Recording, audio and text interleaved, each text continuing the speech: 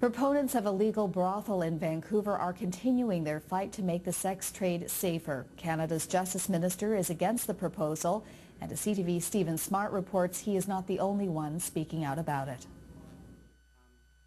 The Frey family has endured a lot over the past decade. Their daughter Marnie disappeared from the downtown east side in 1997. Her remains later found on the Picton pig farm. Then last December, Robert Picton was convicted of her murder after a long and emotionally grueling trial.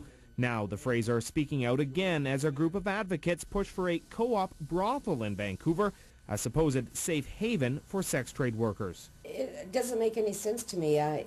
Women are still going to be being used and abused, whether they're in a safe place or whether they're in a brothel or wherever they are. What goes on behind closed doors, who knows?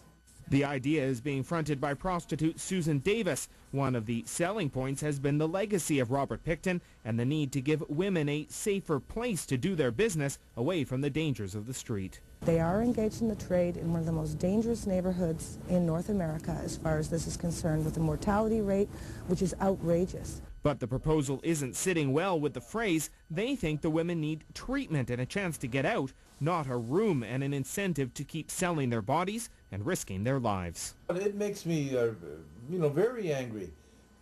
God, the people out there now, you go down the East End there now and you look at the people that are on the streets, the women on the streets, and how they're being used and abused. And until we clean up that part of the problem, of the prostitute problem, I mean, it's not going to change. However, experts say survival sex trade workers like Marnie Frey and other women who've worked these downtown east side streets would never be allowed to take part in a legal brothel in the first place. It would be more geared towards women who've chosen prostitution, as opposed to those battling disease and addiction and forced to turn tricks as a means to survive.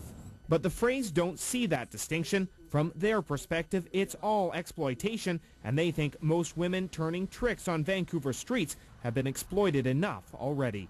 Stephen Smart, CTV News, Vancouver. A decade after his death, the family of Michelle